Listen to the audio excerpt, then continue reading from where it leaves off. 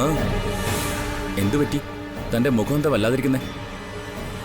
ഈ അർച്ചനടുത്തേക്ക് എന്താ കുഴപ്പമെന്ന് എനിക്ക് മനസ്സിലാവുന്നില്ല. എന്തിനാ നമ്മുടെ പിന്നാലെ ഇങ്ങനെ നടക്കുന്നത്? എന്തിനാ ഇങ്ങനെ ശല്യം ചെയ്യുന്നേ? എന്തു പറ്റുന്ന താൻ പറയുന്നേ? ധനുഷിനെ പറ്റി അന്വേഷിക്കാൻ ആരെയെ വിളിച്ച് ഏർപ്പാടാക്കുന്നത് ഞാൻ കേട്ടു. എങ്ങനെയെങ്കിലും ഈ വിവാഹം മുടക്കണമെന്ന് കരുതി മെനക്കെട്ട് നടക്കും അർച്ചനയെടുത്തി. അതിന് മാത്രം എന്ത് കുറ്റമാണോ നമ്മൾ ചെയ്തേ?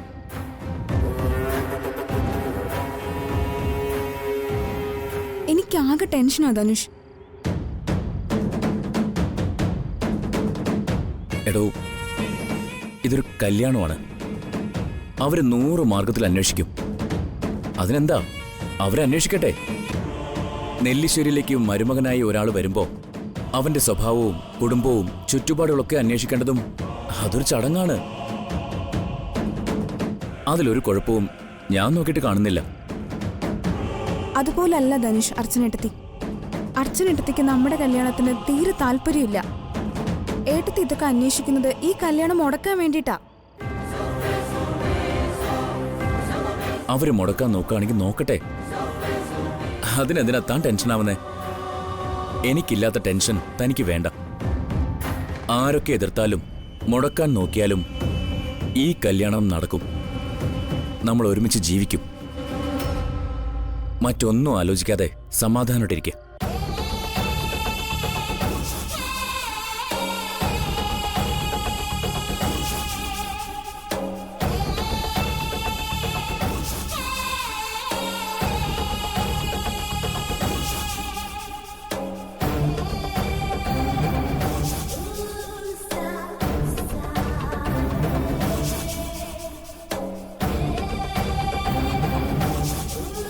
ഇപ്പൊ തന്റെ ടെൻഷൻ മാറിയില്ലേ?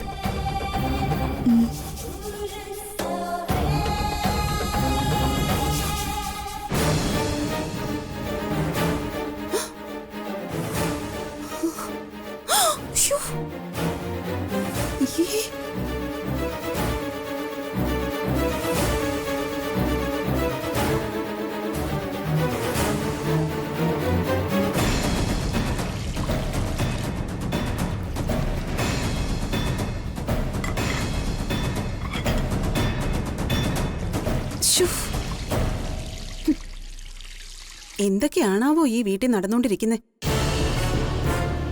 മനുഷ്യന്മാരായ കുറച്ചൊക്കെ നാണം ഉളുപ്പും വേണ്ടേ? വിവാഹം എന്ന് പറഞ്ഞപ്പോഴേ ഇങ്ങനെ. അത് കഴിഞ്ഞാ പിന്നെ ആൾക്കാർക്ക് ഇവിടെ നടക്കാൻ കൂടെ പറ്റത്തില്ലല്ലോ. എന്താ എടുത്തി? എന്തു പറ്റി? എനിക്കൊന്നും പറ്റിയില്ല. പക്ഷെ പറ്റും. എനിക്കല്ല, സ്നേഹയ്ക്ക്. മുകളിൽ 2 മുടി കെട്ടിപ്പിടിച്ചോണ്ട് നിൽപ്പുണ്ട്. യോ, ഈ സ്നേഹപ്രകടനമൊക്കെ എന്നും കണ്ടാ മതിയായിരുന്നു. പറഞ്ഞിട്ടൊന്നും ഒരു കാര്യമില്ല എടുത്തി. സ്നേഹം നമ്മളോട് വാശി കാണിക്കുന്നത് പോലെ പെരുമാറുന്നത്. ആ, എന്നാലും ആ പെണ്ണിങ്ങനെ മാറിപ്പോയല്ലോ എന്നാ ഞാൻ ആലോചിക്കുന്നത്. നമ്മൾ എന്തുമാത്രം സ്നേഹിച്ചതാ അവളെ. ഇപ്പൊ ശത്രുക്കൾ നോക്കുന്ന പോലെയല്ലേ നമ്മളെ നോക്കുന്നത്. മനുഷ്യർ ഇങ്ങനെ മാറുമല്ലോ എന്നാ ഞാൻ ആലോചിക്കുന്നത്. മാറും എടുത്തേ. അനിക്കെ തന്നെ കണ്ടില്ലേ? അനുഭവത്തിലൂടെ മാറണമെന്നേ ഉള്ളൂ. നമുക്ക് സ്നേഹയോട് എന്ത് ദേഷ്യം ഉണ്ടായിട്ടാ നമ്മൾ അവളോട് ഓരോന്നും പറഞ്ഞത്. എന്നിട്ടും അവള് മനസ്സിലാക്കിയത് എന്താ? ദൈവത്തിനറിയാം. ചൊല്ലിക്കൊടു തല്ലിക്കൊടു തള്ളിക്കള എന്ന് എടുത്ത് കേട്ടിട്ടില്ലേ? ഒരു നിവൃത്തി ഇല്ലാതെ വന്നാ തള്ളിക്കളയണം. അവളോടുള്ള സ്നേഹം കാരണം നമുക്കതിന് കഴിയുന്നുമില്ല. അത്രേ ഉള്ളൂ. എല്ലാത്തിനും ഒരു അവസാനം ഉണ്ടല്ലോ എടുത്തി. നമ്മൾ പറഞ്ഞതും അവൾ മനസ്സിലാക്കിയതും രണ്ടും രണ്ടാണെന്ന് ഇന്നല്ലെങ്കിൽ നാളെ അവൾക്ക് മനസ്സിലാവും. എനിക്കൊരു പ്രാർത്ഥനയുള്ളൂ, എല്ലാം അവൾക്ക് മനസ്സിലാവുന്നത് എത്രയും പെട്ടെന്നാവണേന്ന്. താമസിക്കും തോറും പിന്നീടുള്ള അവളുടെ ആഘാതവും കൂടും. പിന്നെ അവൾക്ക് നമ്മളോടുള്ള പെരുമാറ്റം അത് പലപ്പോഴും എനിക്ക് വിഷമം ഉണ്ടാക്കിയിട്ടുണ്ട്. ഏറ്റവും അടുത്ത് നിൽക്കുന്നവർ ശത്രുക്കളാവുമ്പോഴല്ലേ നമുക്ക് വിഷമവും അവർക്ക് കൂടുതൽ ശത്രുതയും തോന്നുന്നത്. പക്ഷേ പിന്നീടെല്ലാം മനസ്സിലാക്കി കഴിയുമ്പോൾ അവർ തന്നെ സ്വയം മാറിക്കോളും. നമ്മളോട് വല്ലാത്ത സ്നേഹവും ഉണ്ടാവും. തെറ്റിനേക്കാൾ അപകടം എടുത്തി തെറ്റിദ്ധാരണ. അത് അവരവർ തന്നെ വിചാരിച്ചാലേ മാറൂ. അനഘയെ പോലെ സ്നേഹയും ഒരു ദിവസം എല്ലാം മനസ്സിലാക്കും. അതുവരെ അവളോട് പറയാനും അവൾക്ക് മനസ്സിലാവാൻ വേണ്ടി പ്രാർത്ഥിക്കാനുമേ നമുക്ക് കഴിയൂ. എല്ലാം വരുന്നിടത്ത് വെച്ച് കാണാം. അല്ലാതെ എന്ത് പറയാൻ പറ്റും?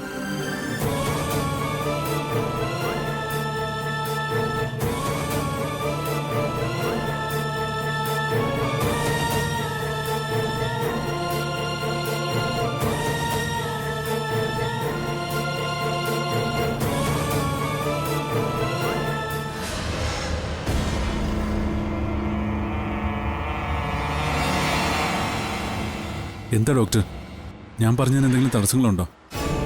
തടസ്സമൊന്നുമില്ല. അർച്ചനെ ചികിത്സിക്കാം.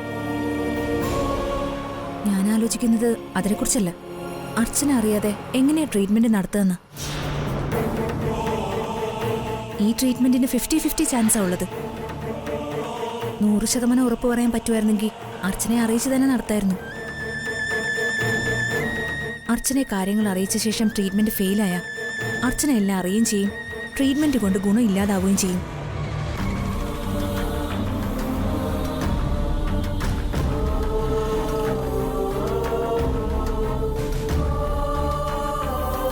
അർച്ചന അറിഞ്ഞ എന്താ സംഭവിക്കാന്ന് ഞാൻ പറയാതെ തന്നെ സച്ചിക്ക് അറിയാലോ. അറിയാം ഡോക്ടർ. എന്റെ അതിയായ ആഗ്രഹത്തിൽ നിന്ന് ഈ ട്രീറ്റ്മെന്റിനെ കുറിച്ച് ഞാൻ ആലോചിച്ചത്. അർച്ചന അറിയാതെ തന്നെ നമുക്കത് എങ്ങനെ നടത്താം ഡോക്ടർ?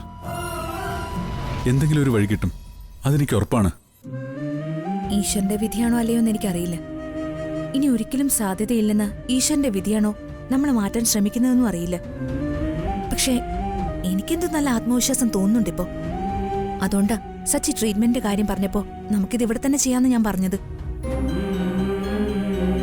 എനിക്ക് ഡോക്ടറിന് നല്ല വിശ്വാസം തന്നെയാണ്. ഡോക്ടർക്ക് ഞങ്ങളെ മനസ്സിലായതുപോലെ മറ്റൊരാൾക്ക് ഞങ്ങളെ മനസ്സിലാവണമെന്നില്ല.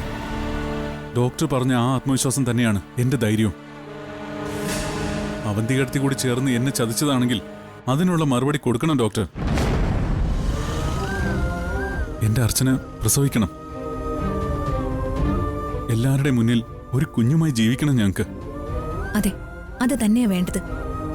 അർച്ചന അറിയാതെ ഈ ട്രീറ്റ്മെന്റ് നടത്തണമെങ്കിൽ അർച്ചനയുടെ അമ്മയുടെ അച്ഛന്റെയും സഹായം കൂടി വേണം നമുക്ക്.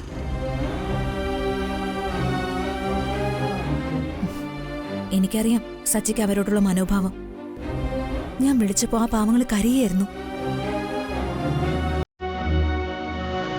ഞാൻ ഇപ്പോഴും പറയുന്നു സച്ചി, അവര് നിന്നെ ഒരു തരത്തിലും ചതിച്ചിട്ടില്ല. എനിക്കറിയാവുന്നതുകൊണ്ട് ഞാനത് ഉറപ്പിച്ച് പറയുന്നത്. എനിക്കറിയാം ഡോക്ടർ. എനിക്ക് അവരോട് മറ്റ് ദേഷ്യങ്ങളൊന്നുമില്ല. അവർക്കത് നേരത്തെ അറിയാമായിരുന്നു എന്നറിഞ്ഞപ്പോൾ ഉണ്ടായൊരു ടെൻഷനിൽ അവിടെ പോയി സംസാരിച്ചെന്നേ ഉള്ളൂ. ഡോക്ടർ പറഞ്ഞ പോലെ അർച്ചനയുടെ അച്ഛൻ്റെ അമ്മയുടെ സഹായം വേണമെങ്കിൽ നമുക്ക് പോയി സംസാരിക്കാം അവരോട്. അവർ നമ്മുടെ കൂടെ നിൽക്കും, എനിക്ക് ഉറപ്പാത്. അങ്ങനെയാണെങ്കിൽ നമുക്ക് നേരിട്ട് പോയി കണ്ട് സംസാരിക്കാം. നിങ്ങൾ തമ്മിൽ എന്തെങ്കിലും അകൽച്ച ഉണ്ടെങ്കിൽ തന്നെ അതങ്ങ് മാറുമല്ലോ. പോം ഡോക്ടർ, നേരിട്ട് തന്നെ പോം.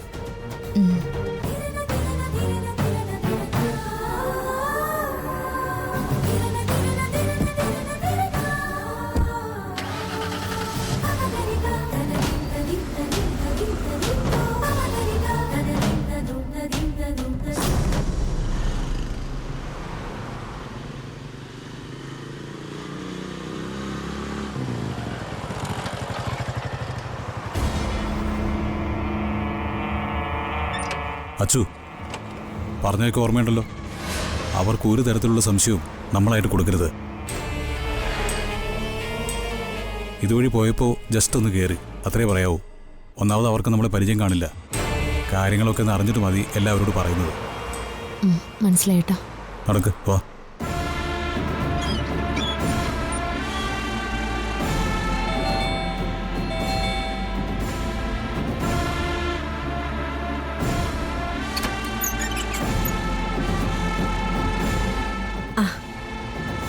കേറി വാ.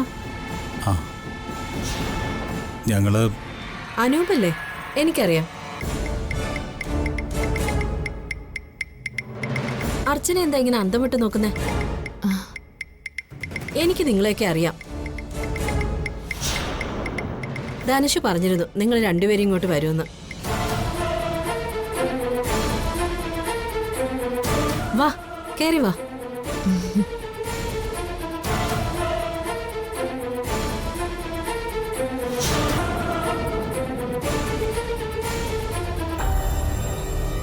ആ, നിങ്ങൾ എപ്പോ വന്നു? ദാ ഇപ്പൊ വന്നേ ഉള്ളൂ. നിങ്ങൾ ഇരിക്കെ, ഞാൻ ചായ എടുക്കാം. ഇരിക്കും.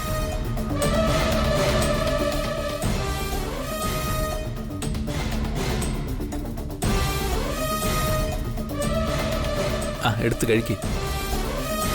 അവൻ പ്രത്യേകം പറഞ്ഞിരുന്നു നിങ്ങൾ വരുമ്പോൾ ഒരു കുറവും ഉണ്ടാകരുതെന്ന്. ഇവിടെ ഞങ്ങൾ രണ്ടുപേരേ ഉള്ളൂ. ധനുഷ് അല്ലാതെ ഞങ്ങൾക്കൊരു മകൾ കൂടിയുണ്ട്. അവൾ വിവാഹം കഴിഞ്ഞ് ഭർത്താവിന്റെ വീട്ടിലാ. അവരങ്ങ് അടൂരാ. മരുമകനോടെ ബിസിനസ്സാ. ചായ.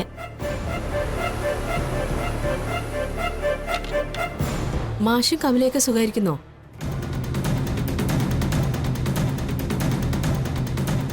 നിങ്ങളെന്താ ഒന്നും മിണ്ടാത്തത്? അവരെയൊക്കെ ഞങ്ങൾക്കറിയാം. അവിടെ ഉള്ളവരെയും നെല്ലിശ്ശേരിയും പറ്റി ധനുഷ് എപ്പോഴും പറയാറുണ്ട്. ആരെയും നേരിട്ട് കണ്ടിട്ടില്ലെന്നേ ഉള്ളൂ. ഇനിയിപ്പോ കാണാമല്ലോ. ഞങ്ങൾ അങ്ങോട്ട് വന്ന് കാണാം. ആ, ചായ കുടിക്കേ.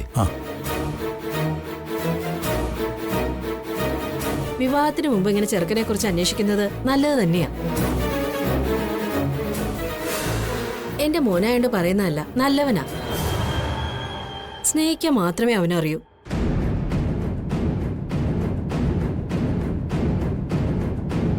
എന്നോടവൻ പറഞ്ഞു മോളെപ്പറ്റി.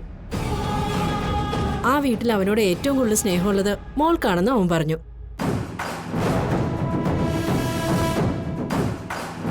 സത്യം പറഞ്ഞ ഇങ്ങനൊരു വിവാഹാലോചന വന്നപ്പോ ശരിക്കും ഞങ്ങൾ ഞെട്ടിപ്പോയി.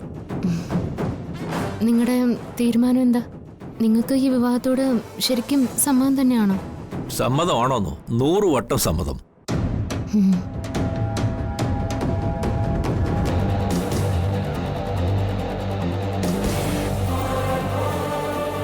നെല്ലിശ്ശേരി പോലത്തെ ഒരു വലിയ വീട്ടിലെ ആലോചന എന്നൊക്കെ പറയുമ്പോൾ അതൊക്കെ ഞങ്ങളുടെ മകൻ്റെ ഒരു ഭാഗ്യമായിട്ടാണ് ഞങ്ങൾ കരുതുന്നത്. അവൻ്റെ ഇഷ്ടം അത് എന്തായാലും ഞങ്ങൾ കൂടെ നിൽക്കും.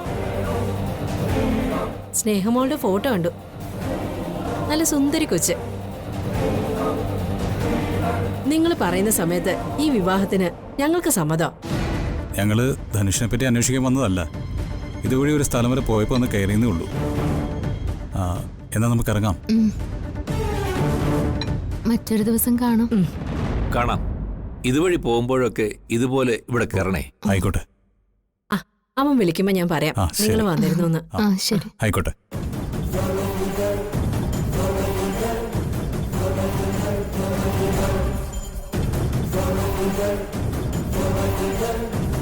എന്നാ ശരി, ഞങ്ങൾ ഇറങ്ങട്ടെ. ആ, ശരി ശരി.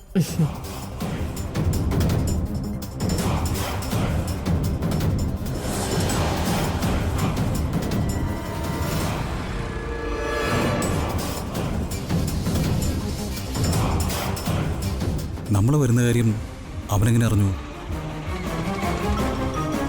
ഒന്നുകിൽ ധനുഷ് എന്ന് പറയുന്നവൻ നമ്മൾ കരുതിയതിനേക്കാളും വലിയ ഫ്രോഡാ, അല്ലെങ്കിൽ ഇവർ പറഞ്ഞതുപോലെ ഒരു നല്ലവൻ.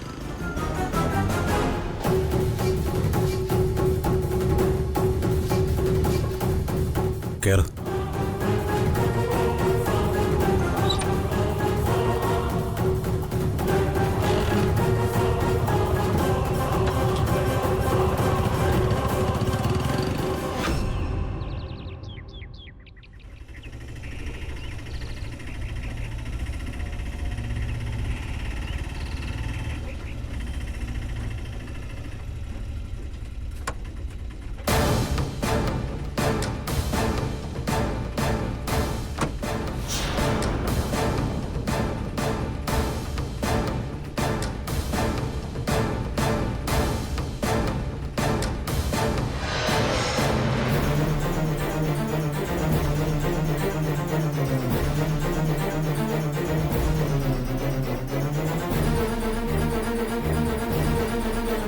അർച്ചന മാഡം, എൻ്റെ വീട്ടിൽ പോയിരുന്നു അല്ലേ? എന്നോടൊരു വാക്ക് പറഞ്ഞിരുന്നെങ്കിൽ ഞാൻ കൂടി വന്നേനല്ലോ. എന്നിട്ട് എങ്ങനെയുണ്ട് എൻ്റെ അച്ഛനും അമ്മയും വീടും പരിസരവും ഒക്കെ? മാഡത്തിന് ഇഷ്ടമായോ? ഈ മാഡം എന്നുള്ള വിളിയേ ഇനി അധിക ദിവസം ഇല്ല കേട്ടോ. മാഡത്തിൽ നിന്ന് ഏട്ടത്തിയിലേക്ക് ഇനി വളരെ കുറച്ച് ദിവസമേ ഉള്ളൂ. ആ കുറച്ച് ദിവസം മതി. ആ ആ ദിവസങ്ങൾ കൊണ്ടേ ഏട്ടത്തിന്ന് വിളിപ്പിക്കേണ്ട അവസരം ഞാൻ ഒഴിവാക്കി തരാം. തന്റെ വീട് വരെ ഒന്ന് പോയി എന്നുള്ളത് സത്യം തന്നെയാണ്. തന്റെ അച്ഛനെ അമ്മയും കാണുകയും ചെയ്തു. അച്ഛനെ അമ്മയും വീടും പരിസരവും ഒക്കെ നല്ലപോലെ ഇഷ്ടവുമായി. ഹോ, സമാധാനമായി. എന്റെ സ്നേഹയുടെയും വിവാഹത്തിനുള്ള സമ്മതം അതല്ലേ ഇപ്പൊ പറഞ്ഞത്? അല്ലേ അല്ലേ? ഇപ്പൊ തന്നെ ടെൻഷൻ മുഴുവനും മാറി. ഇനി സ്വസ്ഥമായിട്ട് എനിക്ക് സ്നേഹ വിവാഹം കഴിക്കാലോ. മാതാപിതാക്കളെയും പുരയിടവും ഒക്കെ നോക്കിയിട്ടാണോ നാട്ടിൽ വിവാഹമൊക്കെ നടക്കുന്നത്? വിവാഹം കഴിക്കുന്ന ആളുടെ സ്വഭാവം കൂടി നോക്കണ്ടേ? അങ്ങനെ വരുമ്പോ എങ്ങനെയാ ഈ വിവാഹം നടക്കുന്നത്? ചെറുക്കന്റെ സ്വഭാവം ശരിയല്ലല്ലോ. എന്റെ സ്വഭാവത്തിന് എന്ത് കുഴപ്പമാണ് മാഡം കാണുന്നത്? ഞാൻ എന്താ ചെയ്തെന്ന് പറ. നീയും അവന്തിയും തമ്മിൽ എന്താ ബന്ധം?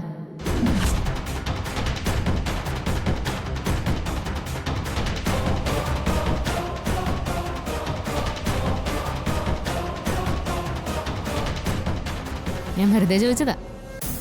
പിന്നെ നിന്റെ കുഴപ്പങ്ങൾ എന്തൊക്കെയാന്ന് ഞാൻ പറയണോ? പറയാൻ കൊള്ളാമെന്ന് എന്തെങ്കിലും ഉണ്ടോ? ഈ വീട്ടിലുള്ളവർ പാവങ്ങളാ. അവരെ വശത്താക്കാൻ കുറച്ച് ഓവർ സ്മാർട്ട് കാണിച്ചാൽ മതി. അതും കൊണ്ട് എന്റെ മുന്നിലേക്ക് നീ വരണ്ട. പിന്നെ നീയും അവന്തികയും തമ്മിൽ എന്ത് ബന്ധം എന്നെന്റെ ചോദ്യത്തിന് നിന്റെ മുഖത്ത് മിന്നി മറിഞ്ഞ ഭാവങ്ങളിൽ ഏതെങ്കിലും ഒരെണ്ണത്തിന് ഞാൻ ഉദ്ദേശിച്ച ഒരു അർത്ഥം ഉണ്ടെന്ന് മനസ്സിലാവുന്ന അന്ന് നീ അറിയും ഈ അർച്ചന മാഡം ആരാണെന്നും ഈ വീട്ടിലുള്ളവര് നീ ഉദ്ദേശിക്കുന്ന പോലെ പാവങ്ങളല്ലെന്നും. വിളിച്ച് വീട്ടിൽ കയറ്റിയ നന്ദേട്ടനെ കൊണ്ട് തന്നെ ചവിട്ടി ഞാൻ ഇറക്കിക്കും. ഇപ്പൊ ധനുഷിന് തോന്നും ഞാനിതൊക്കെ വെറുതെ സമയം പോവാൻ പറയുന്നതാന്ന്. ഞാനങ്ങനെ വെറുതെ ഒന്നും പറയില്ല ധനുഷേ. അത് നിനക്കറിയില്ലെങ്കിലും സ്നേഹിക്ക് നന്നായിട്ടറിയാം.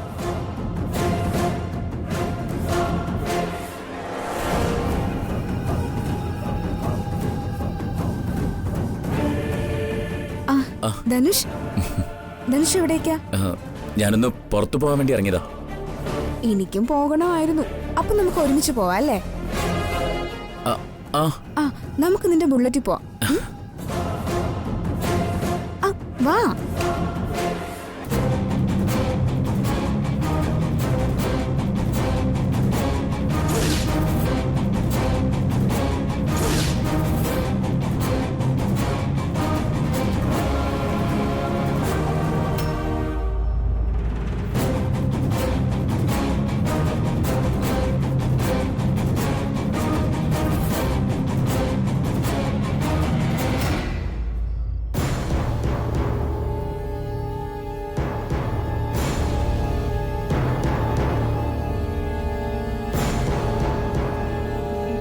ഞങ്ങൾ ഒന്നിച്ചിപ്പോ വന്നത് നിങ്ങൾ രണ്ടുപേരോടും പ്രധാനപ്പെട്ട ഒരു കാര്യം പറയാനാ.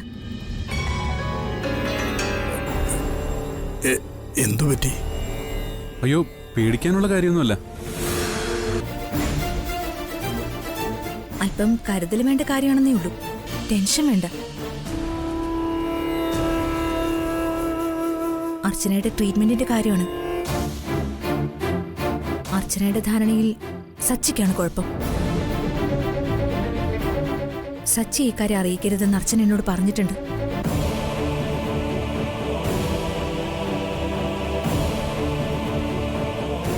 സത്യം എന്താണെന്ന് ഇപ്പൊ നമുക്കറിയാം. അർച്ചന അതറിഞ്ഞ ചിലപ്പോഴല്ല, ഉറപ്പായും ജീവിതത്തിൽ നിന്ന് അർച്ചന എനിക്ക് നഷ്ടമാവും. അതുകൊണ്ട് അർച്ചന അറിയാതെ അർച്ചനെ ട്രീറ്റ് ചെയ്യുമെന്നാണ് ഡോക്ടർ പറഞ്ഞു വരുന്നത്. അതിന് നിങ്ങളുടെ സഹകരണം വളരെ അത്യാവശ്യമാണ്. സച്ചിൻ ഞങ്ങളുടെ മകന്. അർച്ചനയ്ക്ക് വേണ്ടി ഈ ത്യാഗം സഹിക്കുന്നതിന് ദൈവം ഫലം തരും.